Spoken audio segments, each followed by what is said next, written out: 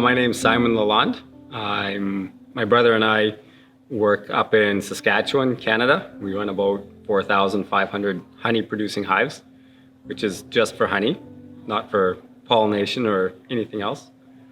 I've been on with the American honey producers for a year now, and it's been quite an exciting experience.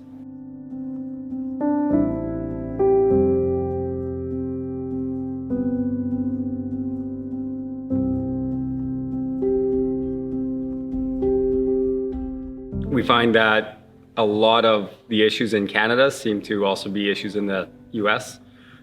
Problems with mites and mite control, problems with honey prices, imported honey coming in, labor issues that we see trying to get foreign workers in to help out.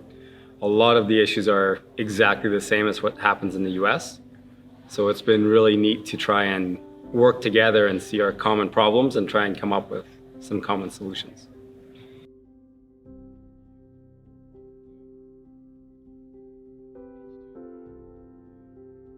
In Canada, we have a fairly similar program to the H2A. We call it our Temporary Foreign Worker Program. A lot of the same requirements where you have to go through and prove that you can't find local workers to get permission to hire foreign workers. We've been working with our government very closely since about 2011. And starting in 2016, things really started to get a lot better. They really started to listen to the industry. And we've actually come leaps and bounds in the last 3 years, where labor issues have gone from our number one problem, even above varroa mites. Now it's down at number 5 or number 6. We're fairly comfortable that the labor that we need will arrive when we need it to arrive.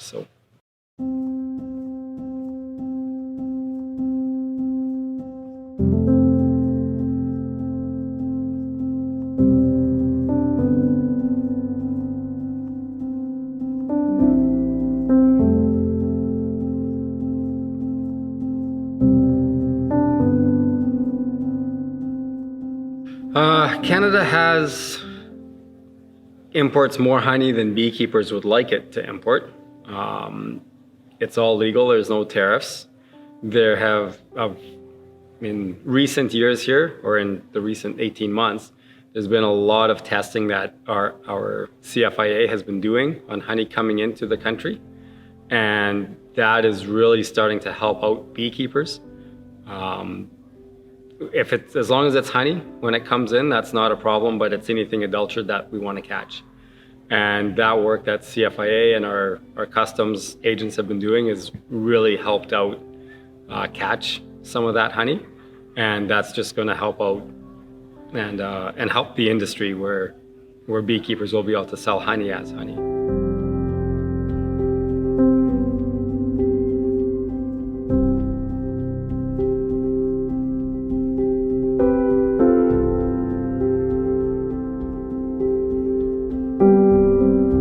Not nearly the same extent of transshipment and things like that as what's coming into the US.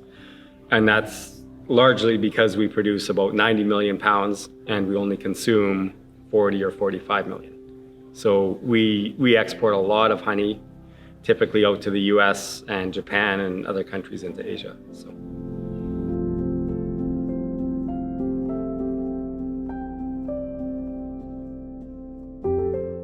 So in Canada, our Canadian associations and our Canadian Honey Council is working very closely with the Canadian government and with very good success again of late.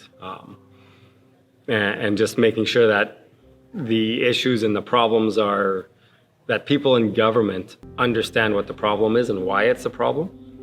And I think that's starting to get better in the US. And I think it has to, for the sake of the beekeeping industry, to figure out how to keep out adulterated honey and keep out honey that could have gone through some sort of extraneous processing just to maintain the beekeeping economy in the US.